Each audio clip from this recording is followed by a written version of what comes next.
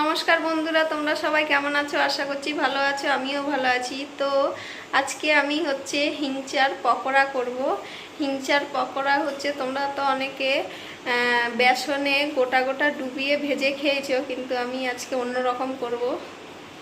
তো দেখো, এখানে আমি হিংচেগুলো কুচি কুচি করে কেটে নিয়েছি, আর এখানে বেসন নিয়ে নিচ্ছি, আর এখানে জিরে গুঁড়ো, ধনে গুঁড়ো, নুন, কালো জিরা, কাঁচা লঙ্কা, হলুদ আর একটু কর্নফ্লাওয়ার নিয়ে নিচ্ছি।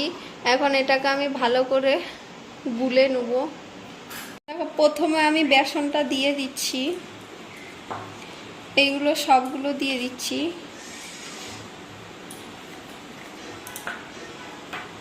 পরিমাণ মতন জল দিয়ে দিলাম, ভালো করে এটাকে ফাটিয়ে নিতে হবে। তো দেখো, এটাকে ভালো করে আমি ফাটিয়ে নিয়েছি, তোমরা এইভাবে ফাটিয়ে নিবে বেসনটাকে। এখন আমি শাকগুলো দিয়ে দিচ্ছি।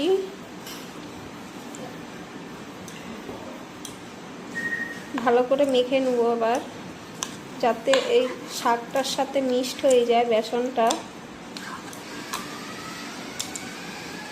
তো মাখা হয়ে গেছে, এটা আমি এখন ভেজে নেব। ভাজার জন্য আমি এখানে কড়াইটা বসিয়ে দিয়েছি। এখন আমি পরিমাণ মতন তেল দিয়ে দেবো। তেলটা গরম হয়ে গেছে, এখন আমি দিয়ে দেবো।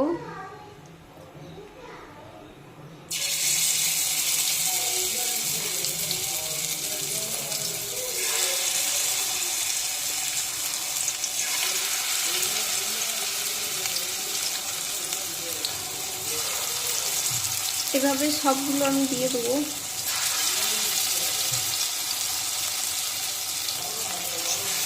তারপর এক পিঠ হয়ে গেছে, এখন আমি উল্টে দেবো।